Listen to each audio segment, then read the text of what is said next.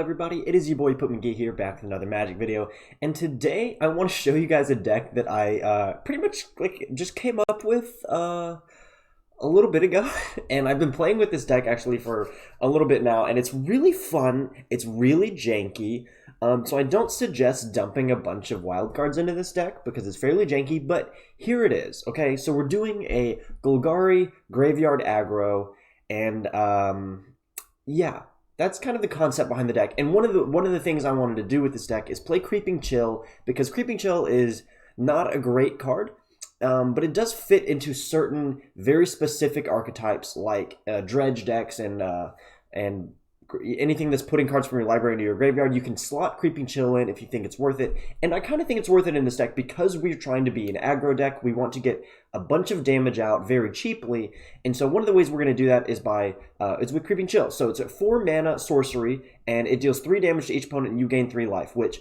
on those terms is not very good. But the second paragraph says, when Creeping Chill is put into your graveyard from your library, you may exile it. If you do, Creeping Chill deals 3 damage to each opponent and you gain 3 life. So what we want to do is put a bunch of cards in our deck that are going to put things from our graveyard into our library and give us value that way. Because first of all, we're playing Deathless Knight as well, so this is a way we can return creatures from our graveyard to our hand with Deathless Knight. It's pretty nice. But Creeping Chill also, we can get free damage and free life gain in by just putting cards into our graveyard, assuming we're hitting Creeping Chill with that.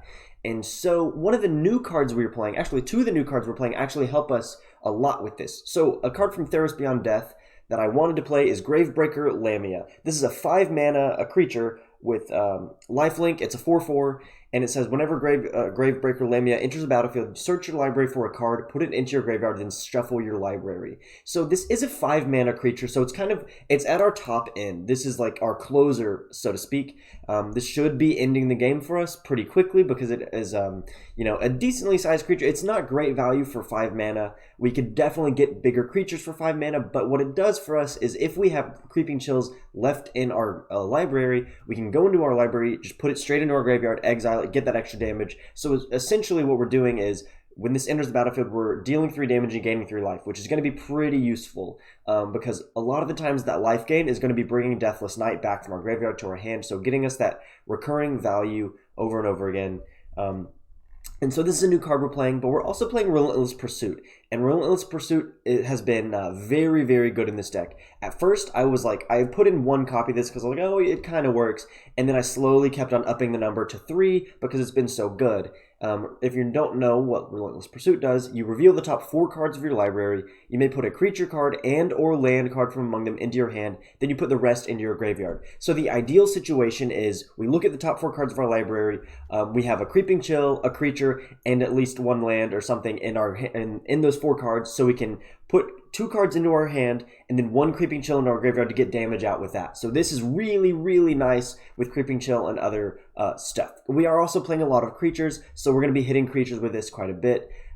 So yeah, this is really good. Other things we're playing that put cards into our graveyard is Glowspore Shaman in the 2 slot, and then Gorging Vulture in the 3 slot, and then we're playing 1 Eat to Extinction, which is pretty nice.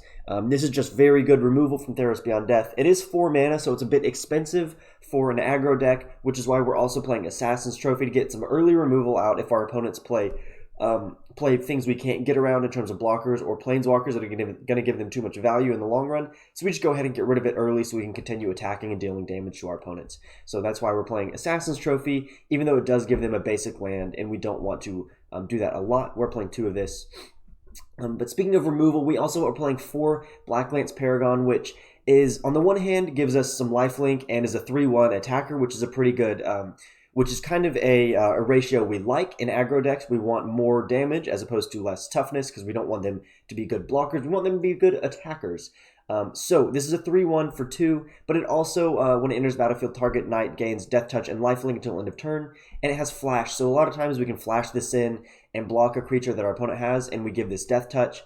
We give this Death Touch and it kills that creature. So it does function as alternative removal in this deck, which is really nice. Alongside Blacklance Paragon, we're playing some other knights. We're playing 4 Knight of the Ebon Legion and 2 Midnight Reaper and 4 Deathless Knight, which are all knights and all really help us with our aggro build.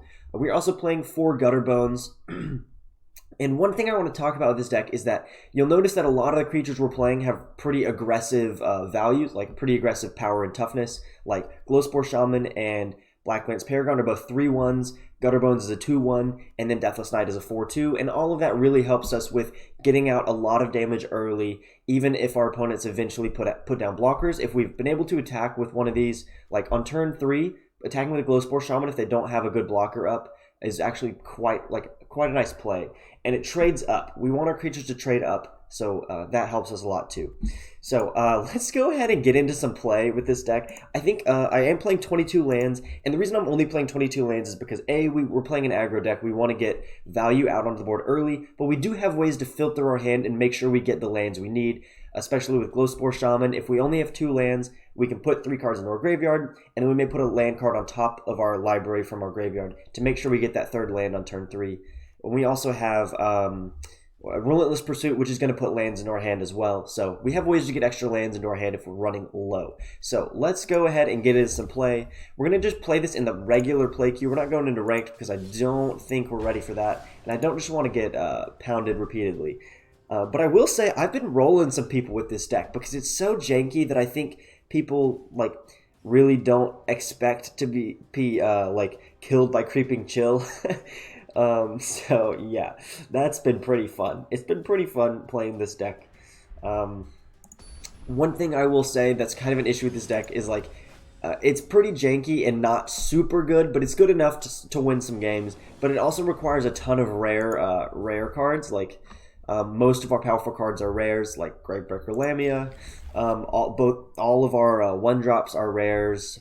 So yeah, it could be an issue if you're trying to build a deck like this. But I will say most of our key cards are uncommons. Like Glowspore Shaman is an uncommon, Creeping Chill is an uncommon, Relentless Pursuit is a common card, which is ridiculous for how good I think it is. But yeah, let's go ahead and get our Glowspore Shaman out on turn 2. See what we get. Okay, we get a... I'm going to decline. I don't want to put that land on top because we have a Relentless Pursuit next turn, which is probably what we're going to do. And we got Deathless Knight there. Okay, let's attack first. See if they do anything. Nope. Okay. Alright, let's go ahead and Relentless Pursuit here. Okay, so we'll go Overgrown Tomb and Blacklance Paragon into our hand. And next turn we have a lot that we can do. We can go Glowspore Shaman and Knight of the Ebon Legion next turn. Tomebound Lich. Okay, so this looks like... looks like maybe a Esper Reanimator, which is unusual. Usually you see Reanimator in Grixis or just whatchamacallit, or just Dimir. Now let's think about this. Okay. I'll go ahead and shock in Overgrown Tomb. Now we could go Relentless Pursuit again, or we could just go Glowspore Shaman and hold up Blacklance Paragon for their turn maybe, but I think I go Relentless Pursuit here, and then I can play Knight of the Ebon Legion. So still no, we'll take Glowspore Shaman and Swamp, because we want to keep putting cards into our graveyard, of course, but still no Creeping Chill, which is a bit of a bummer, but we'll go ahead and play Knight of the Ebon Legion, and I'm going to attack. I'm going to attack here. I'm assuming they trade. They don't block, which is interesting. I'm thinking maybe we actually let Tomebound Lich hit us. That's a Deep Dwelling. Okay, so they're doing a bounce thing. Maybe like a Esper Flicker. They didn't attack, which I find pretty interesting. I think that's a mistake. They should have definitely attacked right there. They didn't. They wouldn't lose anything by attacking. And they could potentially gain a lot, like gaining life, drawing an extra card, and discarding a card. Okay, Eat to Extinction. We can't use Eat to Extinction on Thassa Deep Dwelling just yet. But I can go Glowspore Shaman. Actually, before I do that, I think I'm going to attack here. I'm going to see if they block. They may block Knight of the Ebon Legion, in which case I'll just give it Death Touch, so we just get the Tomebound Lich out of the way. I guess instead of spending that mana, I could have flashed in Blacklance Paragon, but I think that was the better play.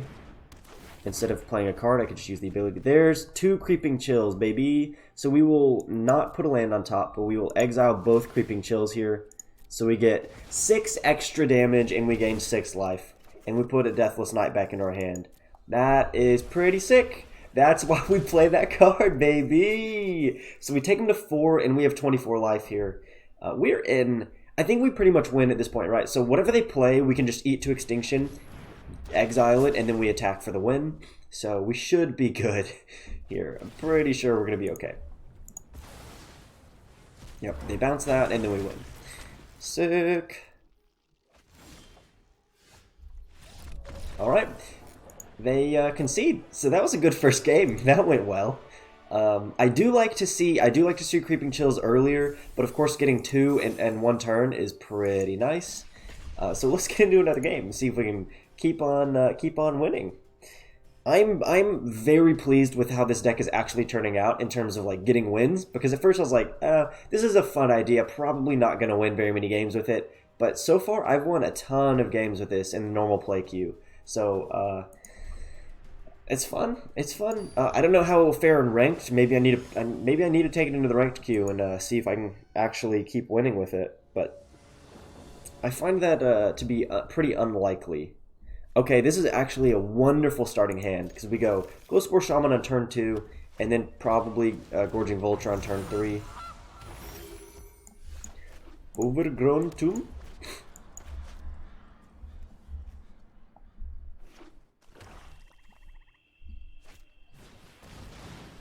Okay.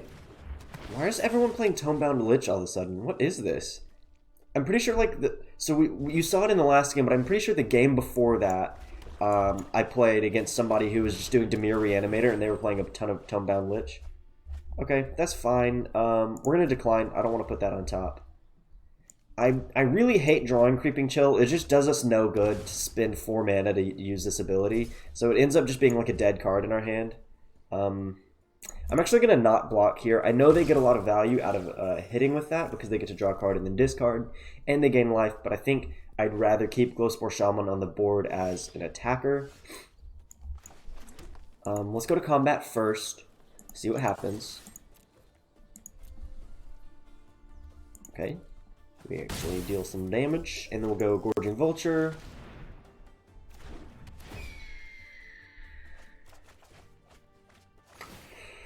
Okay, Deathless Knight comes back into our hand.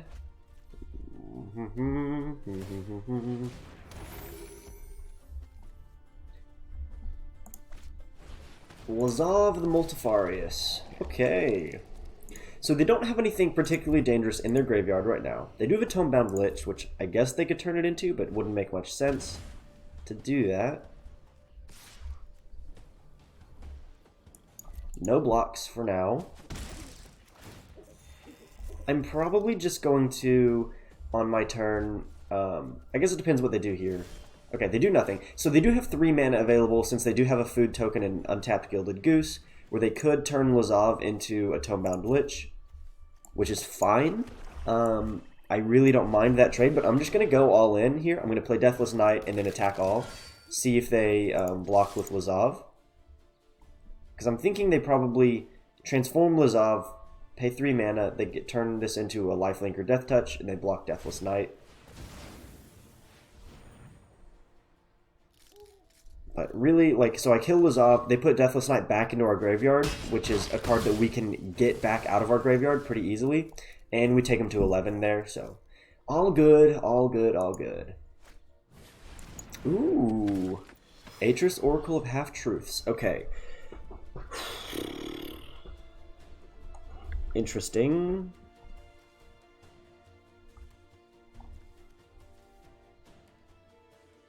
The top pile will be face down.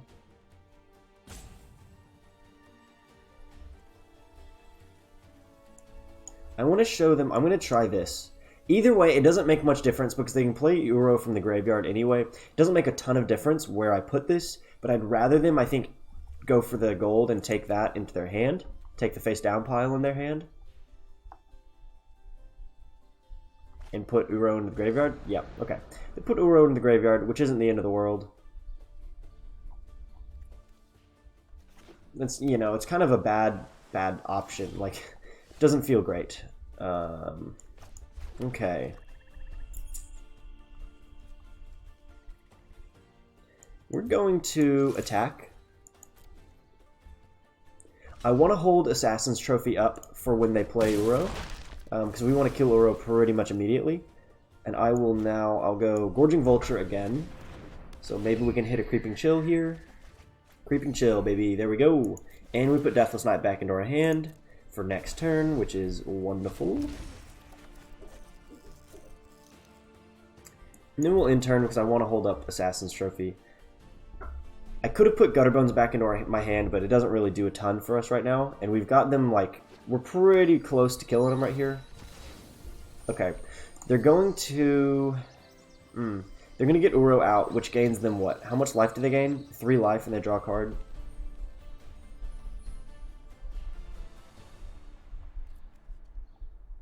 And they've got enough cards in their graveyard to do it.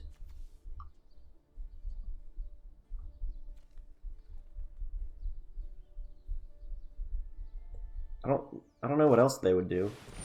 Ooh, they're concocting. That's an interesting choice.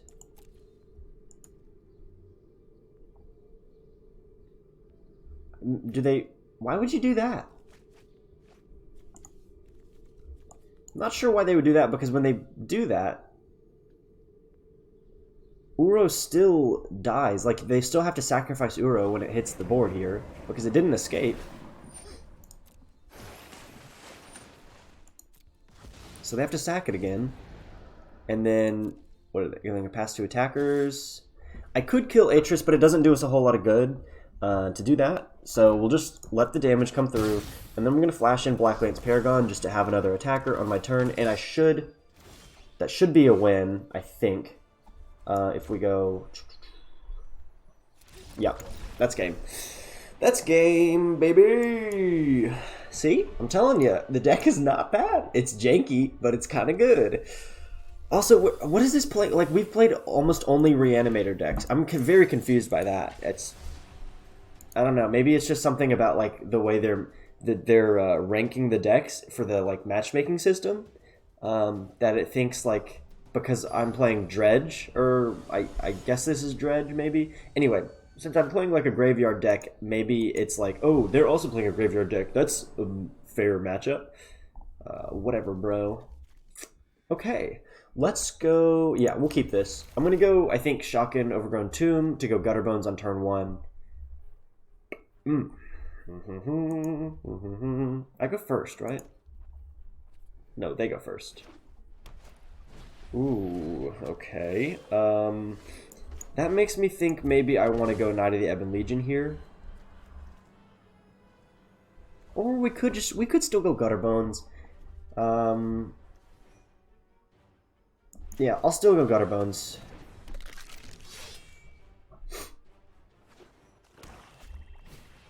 Ooh, Orzhov enchantments. Okay. Interesting. Interesting. Didn't want to draw that, but we did, so... I'm going to attack here. I think they don't block, right? I think they don't block here, which is fine.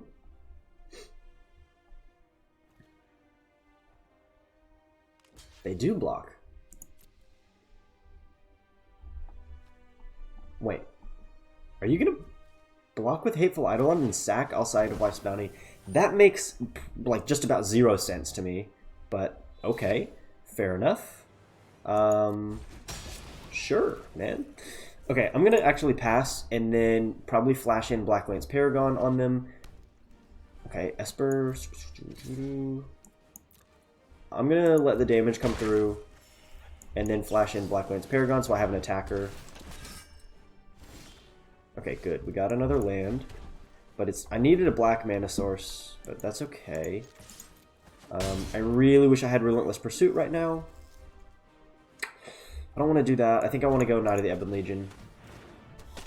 Because this is a better card at this point in the game when I can actually spend mana to buff it up. Okay, so they hit for 3. Very interesting.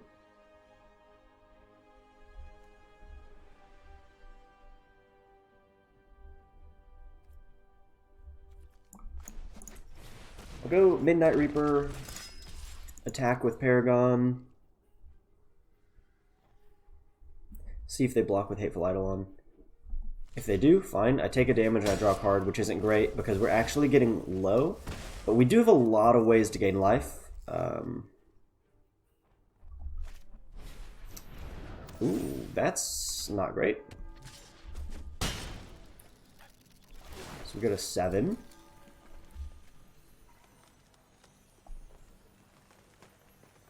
We discard a card, which is fine. We'll just discard Creeping Chill. We don't really need it. And there's a Swamp, which is great.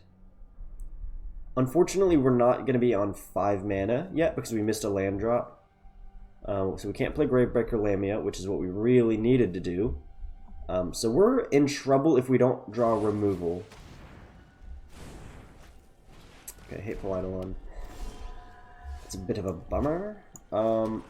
Okay, so we'll actually go Gorging Vulture here because I need a blocker for Rankle, Master of Pranks, and I need to gain some life. Okay, good. We go Creeping Chill, exile it. So we gain life back, and we get Deathless Knight, and then we can go Gutterbones. And then I'm going to not attack right now. So I just need to hold the Gorging Vulture as a blocker for Rankle while I figure out what to do with this hand that I've got. Holy crap. Yeah, I think I block. I take 1 damage and I draw a card, which is probably what I need, because I need to get a 5th land so I can play Gravebreaker. Okay. Dang. Not great. So we'll take 6, probably 7 damage, maybe even 8. So the issue is, if they have another enchantment that they can throw on Rankle, we're going to die unless we have removal or a blocker. So I feel like I have to play Gorging Vulture.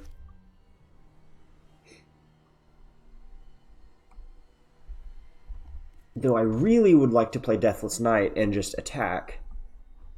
And work on gaining life later. Huh. We really needed a 5th land. Didn't get it. So now what do we do? I think the safest play is to play Gorging Vulture again. Because we can actually do a lot with that. We should gain life. We gain 2 life from that. And we have a blocker now. And then we just don't attack. We pass. Outside of Life's Bounty. That's fine. I'm actually going to block. So I'm actually going to block the Order of Midnight here. And let Rankle hit. He's going to sacrifice Outside of Life's Bounty. That is really playing this ability aggressively. He needed to save that. Reboot, he or she needed to save that to probably protect their Rankle, because I should, fingers crossed, draw into... Okay, Eat to Extinction is great. We can exile Rankle. So that's good. We go another Order of Midnight. We got to be careful here. So I think we just have to straight up Eat to Extinction. And since we're exiling, they don't draw a card. We need to keep that on. No! I pressed the wrong button. Dang it. Oh, that sucks. We'll attack with No, we can't attack with Gutterbones. If we attack with Gutterbones, we will die. Because we'll take a damage. Yeah, we can't attack with Gutterbones. I may be in trouble here. I'm going to discard a Deathless Knight. I'd rather keep a Creeping Chill in my hand, just in case. Okay, we're dead. We're dead. This game. That feels bad. It feels pretty bad. Yeah, mana problems. That is what I get, I guess, for running 22 lands in this deck. It feels kind of bad.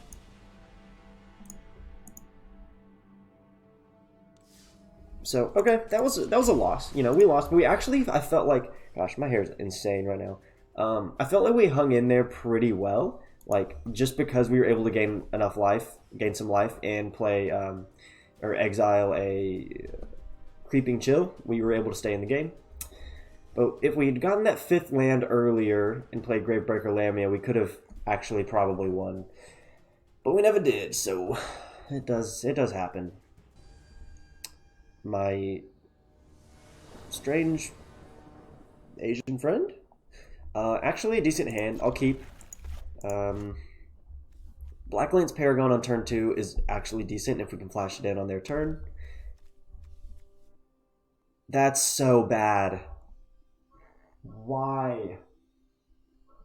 That's so awful. That totally, like, it just counters our deck. Like, we are going to be in big trouble. Okay, we'll pass. That's terrible. I wonder if... So... I wonder if... Yeah, they'll probably make us discard Relentless Pursuit.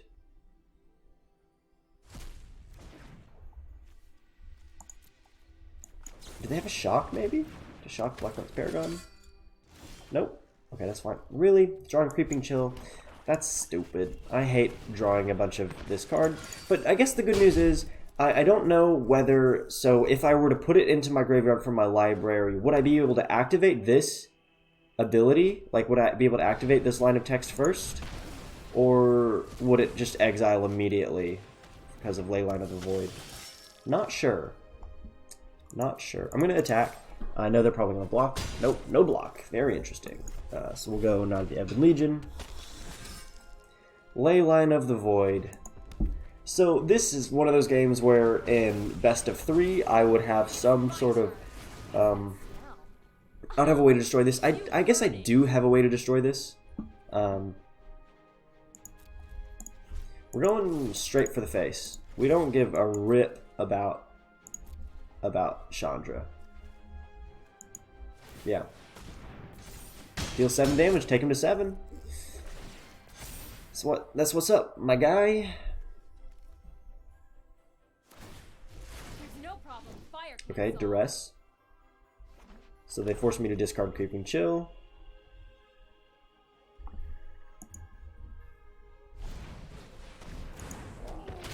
Oh. Yeah, you duress, right? Okay, fair enough. Are you kidding me? That's so bad. Okay, so we'll attack all here. We're going for it. See how they block. So they block there and they block there. Yeah, we'll do this because it keeps Knight of the Ebon Legion on the board, which is what we want. We do have to watch out for her getting to her -7 because that will be bad. We don't want that. I do hope this mask. Let's tidy up. Discard Creeping Chill. Interesting. Okay. Go Deathless Knight.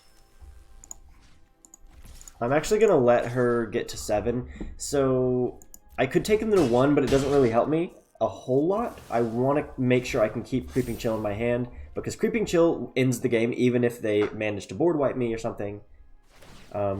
Creeping Chill still wins, so we don't really care about the rest of what they're doing.